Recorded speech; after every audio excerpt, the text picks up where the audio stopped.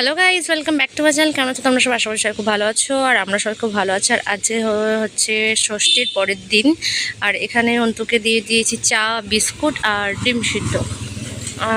আর এই যে আমি এভাবে আজকে মানে ভিডিওটা শুরু করলাম আর কি। আর এই যে এখানে বাবা বাজারে গেছিলো, এখানে দুটো বড় বড় ইলিশ মাছ নিয়ে চলে এসছে, আর এখানে দেশি মুরগি আছে, আর এই যে চিংড়ি মাছ আছে ছোট ছোট, আর এখানে মাটন আর কি। আর এখন মা এই যে সকালে ব্রেকফাস্টটা বানাচ্ছে, এখানে চাউমিন হচ্ছে, আর এই যে অন্তুকে চাউমিনটা দিয়ে দিলাম। জামাই হওয়া কি কপাল না, কি ভালো। তারপরে এখানে আরও দুটো জামাই চলে এসছে আমাদের বাড়িতে, রিঙ্কু দিদির বর আর অপর্ণার বর। ওদেরকে একটু আম আর মিষ্টি দিলাম। আর এই যে আমরা এখন সবাই মিলে যাচ্ছি মাঠের দিকে আর কি, একটু ঘুরতে। মাঠের ভিতরে একটা মন্দির আছে, এই যে চলে এসেছি। সবাই এসেছিলো এখানে, অপর্ণার সবাই মানে রিয়াদের বাড়িতে যতজন এসেছিল আর কি, সবাই মোটামুটি সবাই। গরমে খুবই কষ্ট হচ্ছিল, তার জন্য সবাই একটু ঘুরতে এসেছিল এখানে। আর এই যে বাড়ি চলে এসেছি, বাড়িতে দেখছি মা এখানে দেশি মুরগিটা করছে। আর যেহেতু রোদ থেকে এলাম, ওই জন্য অন্তুর জন্য একটু গ্লুকন্ডি করে দিলাম। বাবাও যেহেতু বাড়ি আসলো রোদ থেকে, তাই বাবাকে আর অন্তুকে একটু গ্লুকন্ডি করে দিলাম। তারপরে যে এখানে মাম্মাম মানো নিয়ে বসে পড়েছে, মাংসকে আর কি মানো বলে। আর মা এখানে ভাতটা আর মাটনটা বসিয়ে দিয়েছে। আর রোদ থেকে যেহেতু এলাম, তার জন্য ভালো একটু প্যাক লাগিয়ে নিই, মানে বেশম আর কি। আর এই যে এসিটা মানে দেখানোর কারণ হচ্ছে একটাই, কিছু কথা তোমাদের সঙ্গে শেয়ার করব। মানে এসিটা আর কি আমি আমার নাচের ঘরে লাগানোর জন্য কিছু টাকা রেখেছিলাম।